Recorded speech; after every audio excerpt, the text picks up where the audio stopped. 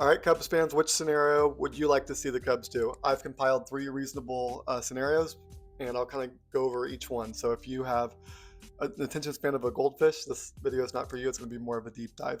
But first is trading for Dylan Cease or Michael King from the Padres. Number two would be signing free agent reliever David Robertson to a short-term deal. Or Alex Bregman. He's also a free agent and a third baseman. So we'll go over each scenario in depth and we'll talk about what's realistic and what's.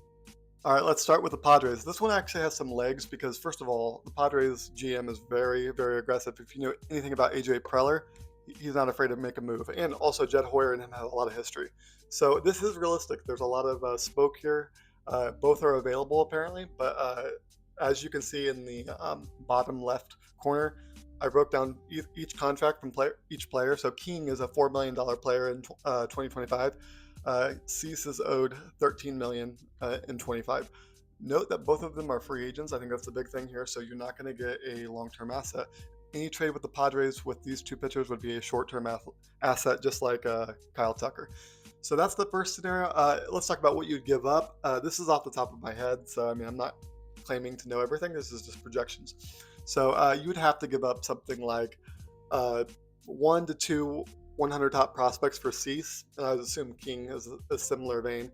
So also, I had a scenario yesterday. I think it was Kevin Contra and James Giantos for Cease. So that's kind of in the neighborhood of what AJ Preller or the Padres would ask back. Maybe I've even seen things like you have to give them a controllable fourth or fifth starter for more depth, like Assad or someone like that. That would be okay, or Wicks.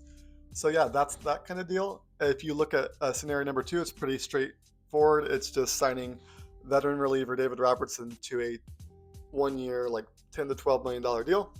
That's a lot of money, but he is a veteran. He's a former Cub. He just gets outs. He would slide right into your eighth inning. The reason why I really like this one is, can you imagine a scenario where you've got Porter Hodge is that dude and he locks down the ninth and he's dominant, and then you have two veterans in Presley and Robertson going 7 and 8. That doesn't even account for obviously Tyson Miller, Julian Merriweather, and then Ben Brown and Cade Horton eventually too. So I mean, the bullpen, it's going to get fixed. I think we could even get away with not adding anybody else. You also have Pearson as well, and then Keegan Thompson.